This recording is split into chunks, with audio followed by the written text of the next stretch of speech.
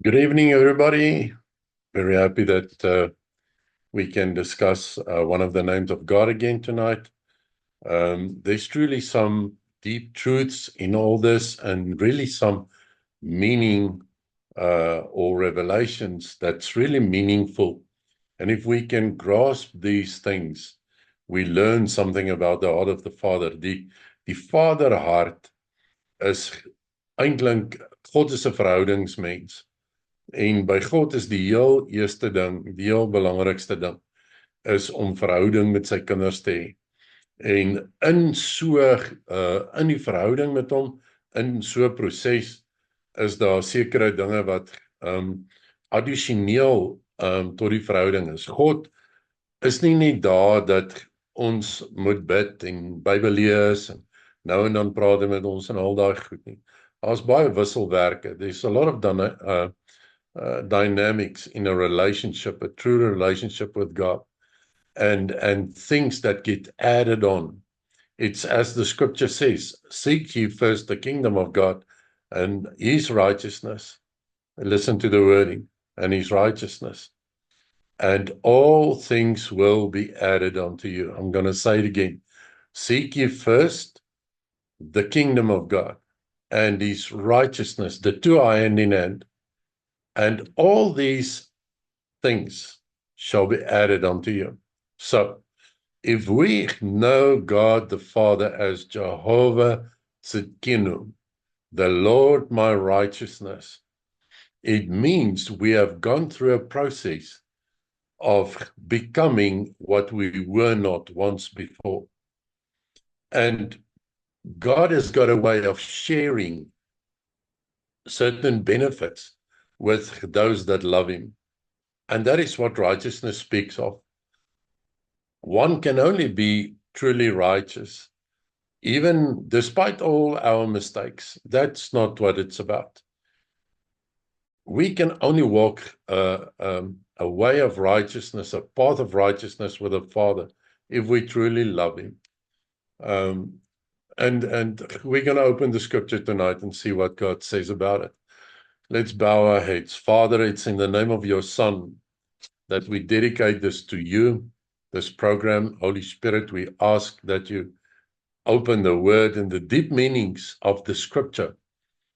Reveal the heart of the Father to us. Allow us to know your heart, Father, to know what your heart says about you, about your name, and about the deep meanings of your character, the deep characteristics of your character, and of who you truly are. Holy Spirit, help us in this.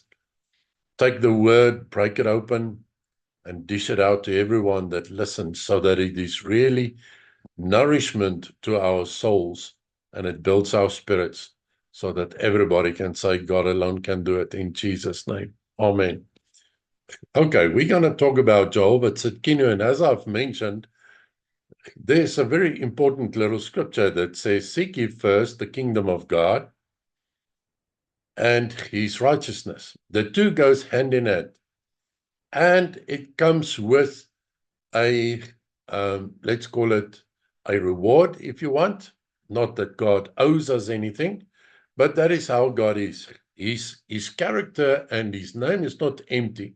It's full of real, valuable, meaningful revelations and things that are valuable to us, that are really, what shall I say, priceless, things you can't buy. You get them in a relationship with him. All right. We're going to go to Isaiah 54, verse 17, which you know, to start off with. And that scripture says, no weapon formed up against you shall, no weapon that is formed up against you shall prosper. And every tongue that rise up against you in judgment, you shall condemn. This is the inheritance of the servants of Jehovah, and their righteousness is from me, says Jehovah. their righteousness is from me.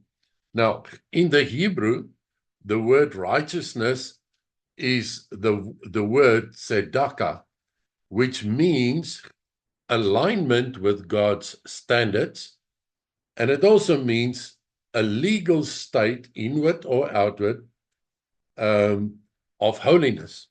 All right.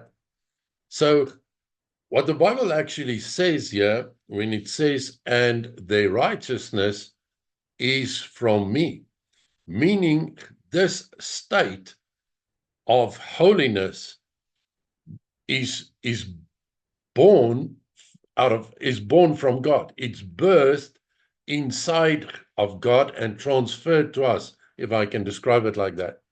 When I get born again and I get forgiven and my sins are washed away and all those things, God clothes me and you in a certain garment of holiness, like he did with Adam and Eve.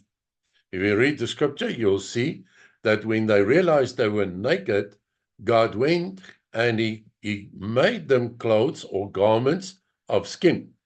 I believe the skin was wet with the blood of the animals as a type of the blood of Jesus, right? And he clothed them so that their shame would disappear, so that their identity may change, so that they are not naked anymore and without the glory of God anymore. He put them back in a state of acceptance. Now, the Bible says in Isaiah 54, no weapon formed up against you shall prosper. Other translations says, shall be blessed. And then it reads on and it says, this is the inheritance of the servants of God, and their righteousness is of me. What does that mean? It means when my righteousness is affected or harmed or negatively affected by something, it can influence or impact on my inheritance. My inheritance is not there just because of who I am. My inheritance is there because of my righteousness. Now, because I cannot save myself, I cannot redeem myself, God has made provision through his Son, Jesus Christ, so that we can be righteous. And that links me to a certain inheritance. And that inheritance has got certain, let's call it perks, certain great things which God gives to his children because he loves them, because they are his children. All right? So let's go to Jeremiah 23, verse 26. There's another side of righteousness, which the prophet Jeremiah prophesied thousands of years ago. And it goes like this. In verse 26, it says, rather not 26, verse 6. I'm going to read from verse 5. Behold, the days come, says Jehovah, that I will raise to David a righteous branch, speaking of Jesus, and a king shall reign and act wisely, and shall do judgment and justice in the earth. In his days Judah shall be saved, and Israel shall dwell safely, and this is his name, by which he shall be called Jehovah, our righteousness. And in the Hebrew, it is Jehovah Tzidkenu.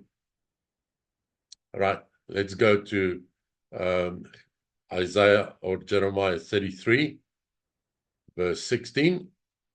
In those days Judah shall be saved, and Jerusalem shall dwell safely. And this is the name with which he shall be called, Jehovah, our righteousness. I want to go to chapter 23, verse 4. And I will set up shepherds over them who will feed them, and they shall fear no more, nor be afraid, nor shall they lack anything, says Jehovah. Behold, the days come, says Jehovah, that I will raise to David a righteous branch. And you can read the rest. Okay, now, what is important to realize in this process?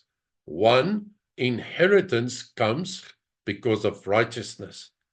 Spiritual inheritance, protection inheritance. Two, salvation inheritance, if we read Jeremiah. Okay? If I read verse 4 and 5, I will see that the Bible says, and I will set up shepherds over them who will feed them. If you read the entire chapter, you'll see that verse 10 says, for the land is full of adulterers. Yes, because of cursing, the land mourns. The pleasant places of the wilderness are dried up, and their course is evil, and their power is not right. For both prophet and priest are ungodly. Yes, in my house I have found their evil, says Jehovah. Now, the moment that let's go back to Adam and Eve, the moment that I get myself in a state where my righteousness is affected by some sort of deed or action or way of living, it means that a door opens. And if we look at Adam and Eve, God said to the serpent in chapter 3, verse 15, he said to him, he will bruise your head. Now, what was he referring to? One, the fact that mankind fell into temptation and lost their inheritance. And God said, the inheritance of my children shall be restored. Adam and Eve was created perfect humans. They had authority over the serpent because of the power of perfection. They had no sin in them. What is crucial is for us to realize the moment sin stepped in, the moment something steps into my life that affects my righteousness, it affects my inheritance. Adam and Eve's inheritance was to stay in the garden. They could have had a very nice life. They could have had everything they wanted. But the moment that we allow or open a door for some sort of something that affects my righteousness, it affects my inheritance. And God the Father said to the serpent, he will bruise your head. And what he meant by that is there shall one day come one who is righteous as Adam and Eve was, who will restore mankind back to a state of not only righteousness, but restore their inheritance. And when I say he was righteous like Adam and Eve, I don't mean to say Adam and Eve were God. I just mean Jesus had no sin. And Adam and Eve was created in the image of God. Now listen to the wording. Righteousness and image and inheritance goes hand in hand. If I am righteous and live righteous, I live according to the image of God. If I live according to the image of God in righteousness, I am a recipient of the righteousness or the inheritance which God has planned for his children. And that means not only restoration of my authority, it means restoration of my identity also. When God says, let us create man in our image, he actually meant, let us create man in our identity. And when he says, in Isaiah 54 that there is an inheritance for the servants of God, it means that the righteousness of God and the image of God and the inheritance of God goes hand in hand. Now, why was righteousness there? Because righteousness keeps things in order. The moment Adam and Eve lost their righteousness, things went out of order. Now, if I have to apply it practically, in my en jou huishouding, die oomblik wanneer ons in sonde leef of deure oopmaak vir dit wat sondig is, dan moet ek weet, die geregtigheid van God stap by die deur uit. Dan moet ek weet, my erfporsie wat God gegee het vir my as omdat ek regverdig lewe. And what is that inheritance? 1, Isaiah 54 says, no weapon shall be prosperous.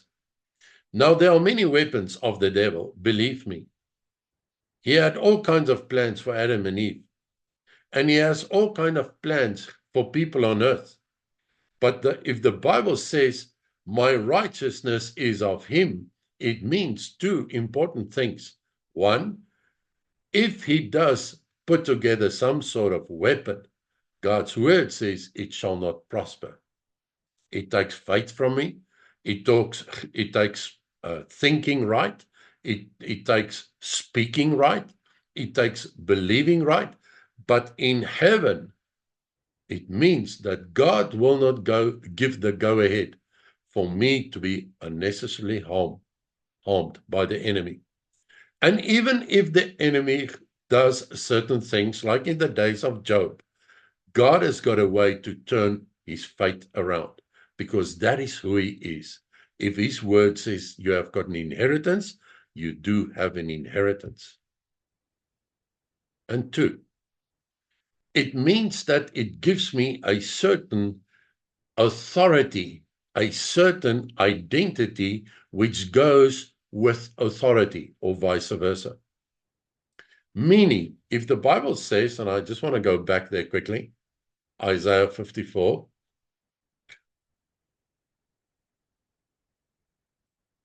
no weapon formed up against me shall prosper. You know what? If the devil puts weapons together, it means that it is noted by God. If God says, whatever weapons he forms against you shall not prosper, it means God looks at it and he says to his angels, listen, there are weapons formed up against one of my children. Go and fight on his behalf. We have spoken about Jehovah Nissi, the Lord my banner.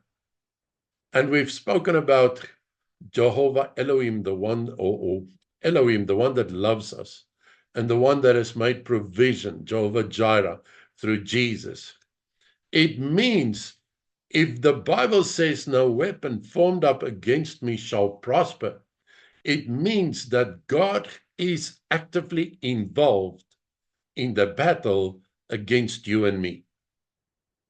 It is the inheritance of the servants of God, and our righteousness is of him. What does it mean? The devil, first of all, comes to God, like he did with Job, and he starts to accuse you and me, looking for an open door. Now, God cannot be unfaithful towards his word. As die woord sê, God sal dit en dit doen, dan sal hy dit doen. En as die woord sê, sonde maak 'n oop deur, dan maak sonde 'n oop deur, en God kan dit nie ontken nie.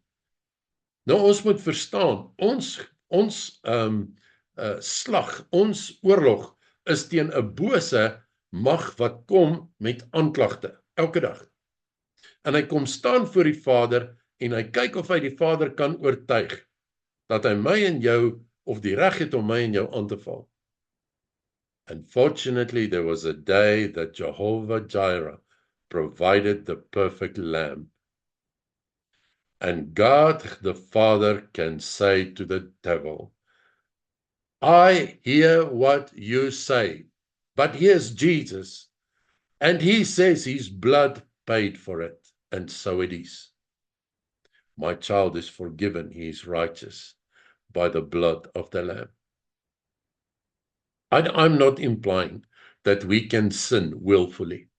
I'm not implying that we can do as we wish. I am implying Jehovah Jireh made a provision of the perfect Lamb, and he does not see you and me as we see ourselves anymore. He sees you and me through the blood of Jesus. So that when the devil comes to him about an accusation regarding you or me, God the Father listens to him and he looks at you and me through Jesus. That is what it means. Our righteousness is of him. I have an identity that has changed for once and for all in the throne room of God the Father, which is part of my inheritance. And it is part of my protection. And that's why that scripture says, no weapon formed up against me shall prosper. Because the devil cannot just do to you and me what he wants. He's got to have right and subsequently permission. And that right, either I can give it to him by willfully sinning, or I can do certain things like fear or unbelief or all kinds of things, which gives the devil an open door.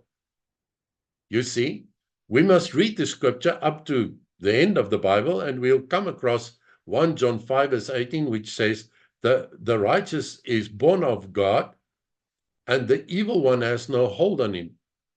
Die regverdige is uit God gebore, hy bewaar homself, en die bose het geen vat op hom nie. But if I protect myself, and I live in the righteousness of God, I have got an inheritance. And you see, Israel was lost. Israel had prophets that prophesied all kinds of things over them in that scripture. And they were not godly prophets. But God said, what this nation needs, and what the descendants of David need, is a righteous judge whose righteousness will become their righteousness. Listen to this. Let us go to 2 Corinthians 5 verse 20.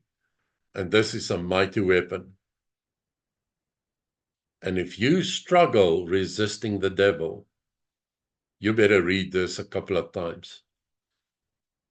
Verse 20 says, then we are ambassadors on behalf of Christ. Ambassador is somebody who has been authorized and, what's the right word? Authorized to sit in a certain position. It's somebody who carries the authorization of someone much higher than him in the position where he sits or lives. Ambassadors on behalf of Christ. In other words, things which Jesus would have done on earth is now assigned to you and me. Laying on of hands, driving out devils, breaking curses. That's what Jesus did when he was on earth. Now you and I are an ambassador. Why? As God exhorting through us, we beseech you on behalf of Christ, be reconciled to God. For he has made him who knew no sin, Jehovah Jireh, to be sin for us, that we might become the righteousness of God in him, the fulfillment of Jeremiah 23 and 33. I am now the righteousness of God in Christ. That is why my inheritance is born out of Christ. Because I am born again, born into him, I am of his bloodline.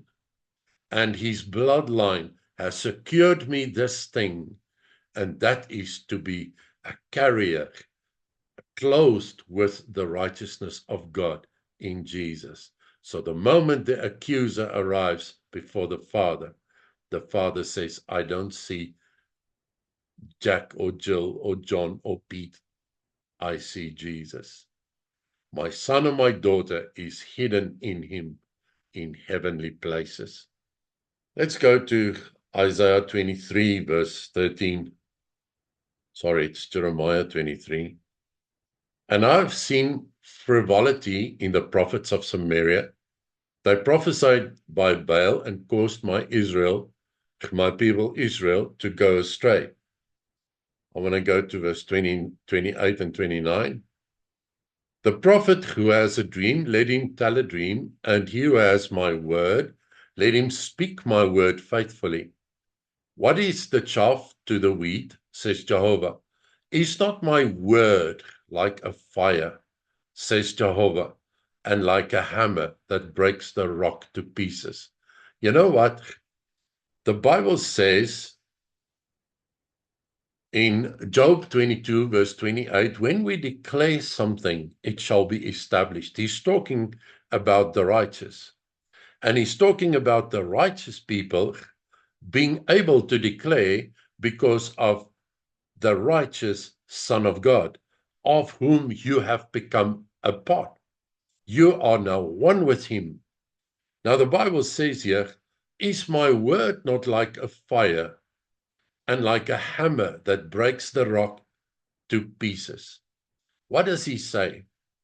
If he says no weapon formed up against us shall prosper, it is the inheritance of the servants of God, and our righteousness is of him. It means that he allows you to speak his word. And we've spoken about this before. God's words in the mouth of the righteous is as good as God's word in his own mouth. And that is a fire and a hammer. You see, that is why I said earlier, we can open doors and forfeit our inheritance, stand it off, give it away to the enemy. It depends how we think, how we talk, how we act. But if we live in the righteousness of God and we understand our identity has changed, it means I can now say, in the name of Jesus, it is written, and it has to happen. Now, many things do we say. Yes, I understand that. And not all things happen immediately. I understand that as well. But if I speak the word, the Bible becomes true, which says, so shall my word be, it shall not return to me void, but it shall accomplish that which I please, and it shall be prosperous in everything I send it to. What is it saying? If we put it all together, it means out of the mouth of the righteous come the oracles of God, and so shall his word be. Once it is sent out, it is out there busy creating. You see, that is the inheritance of the servants of God, and your righteousness is of him. So that when I do make mistakes, God the Father looks at me through Jesus. And if I bow before him and say, Father, I'm sorry, I ask for forgiveness, your righteousness is of him. Why? So that the devil can never come and say, I will rule again in so-and-so's life, unless you let him. But your righteousness of God means we can overcome by the word of his testimony and the blood of the Lamb. That is something that is not allowed to anybody else. Neither has it been given or proclaimed to anybody else but the righteous of God. If you read the book of Revelations, the 12th chapter, you'll see what the Bible says. And he speaks of the accuser of the brethren. Revelation 12, verse 11, verse 10. And I heard a great voice saying in heaven, now has come to salvation and power and the kingdom of our God and the authority of his Christ. For the accuser of our brothers is cast down, who accused them before our God day and night. And they overcame him. They overcame him because of the blood of the Lamb and because of the word of their testimony. Another translation says the word of his, capital his, testimony. And they did not love their lives until death. What does it actually say? Jesus's testimony becomes my testimony. And part of Jesus's testimony was when he hung on the cross before he died, and he said, "It is finished. Your righteousness has been secured. I have become your righteousness. Never again will God the Father look at you as you in person. He will look at you through me. I am Jehovah Tzidkenu, the Lord my righteousness." And that is what it's about. When I come before the Father, I don't come before him as Fadi or Reed or whoever. I come before him as a servant of God whose righteousness is of him. He looks at me with different eyes. He looks at me without judgment. He looks at me favorably. And there are many people that cannot receive from God because they don't grasp. Hulle snap nie hierdie ding dat wanneer ek voor God kom as iemand wat in geregtigheid lewe, dan sien God my eenvoudig net anders. Daar's soveel mense wat sukkel om van God te ontvang, of wat skaam of bang is of onvrymoedig om te sê ek vertrou God en ek weet hy sal vir my voorsien. Daar's mense wat nie God se beloftes gevat kan kry nie. There are people that just can't take hold of God's promises because they live in a state where Adam and Eve used to be. In other words, when they lost God's glory, they hid. They hid themselves. They said to God, "We heard you and we were afraid." But since Jesus died and he became Jehovah Tzidkenu, the Lord my righteousness, God's view and his opinion of me changed spiritually, as well as the way he looks at us. God never sees us for who we only are. He sees us through Jesus for what he can become in us and we in him. God always sees potential. And that is why the door is open for you and me in our relationship with him to go deeper, for you and me to enjoy the dessert God wants to dish out. And you will hear us talking at the camp about being complete in him. It speaks of a level of saturation. But the one thing that opens the door is the righteousness of God, which I have in Christ Jesus. I'm going to close with one or two scriptures in John. John chapter 17, verse 14. I have given them your word, and the world has hated them, because they are not of this world, even as I am not of this world. If Jesus was Jehovah Tzidkenu, if God the Father has a name, Jehovah Tzidkenu, and he is not of this world, and I am in him, I am in the righteousness of God. However, I am clothed with the righteousness of God. That is now become what the skins was for Adam and Eve. God het velle gevat, nadat hy 'n dier geslag het en om Adam en Eva aangetrek, sodat sy toorn nie teen hulle ontvlam nie. Nou kom die Here Jesus na hy gesterf het, en God vat die heerlikheid van God, die geregtigheid van God, wat uit Jesus gekom het, en hy klee jou en my daarmee. Hy word Jehovah Tzidkenu. Let me give you a big revelation.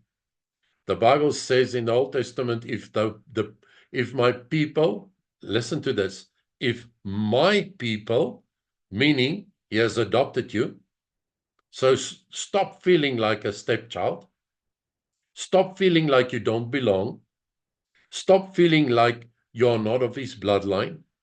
If my people that are called by my name, Jehovah Tzidkenu, will humble themselves and pray, confess their sins, I will hear their prayer, forgive their sins, and I will heal their land.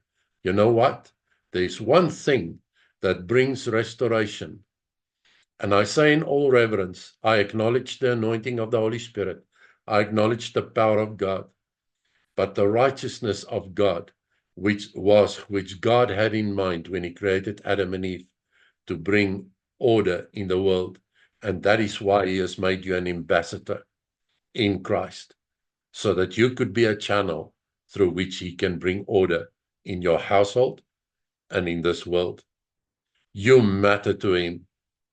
He listens to your prayers because he sees you and he has clothed you with his name, Jehovah Tzidkenu, because you are the righteousness of God in Christ. And if you can realize that and live by that, the following scripture will come true to you. 1 John 5, verse 18, which you know. We know that everyone who has been born of God, in other words, everyone who God has clothed with his name, does not continue to sin. In other words, we remain the righteousness of God in him. But the one born of God, that person, guards himself by staying in the righteousness of God. And the evil one does not touch him. Now I want to go back to Isaiah 54:17. No weapon formed up against me shall prosper. When I am clothed by the righteousness of God, and I take it, and I accept it, and I make it my inheritance. No weapon formed up against me shall prosper. And every tongue that rise up against me in judgment I shall condemn. That is the inheritance of the children of God. No weapon formed up against you shall prosper. The enemy will not take a hold on you. He will lose his grip. It is a Bible fact. As long as we guard ourselves, and the devil will not touch you. And if you can live by this scripture, you can truly say, you will overcome by the blood of the Lamb, because that's what it cost to transfer God's righteousness onto your life. And you will overcome by the blood of the Lamb and the word of his testimony. And part of the word of his testimony was, it is finished. Devil, I owe you nothing. I do not owe you nothing. I'm seated in Christ in heavenly places, complete in him. And Colossians 2:15 says, and he has stripped the devil of all authority and made an open shoe of him. Amen.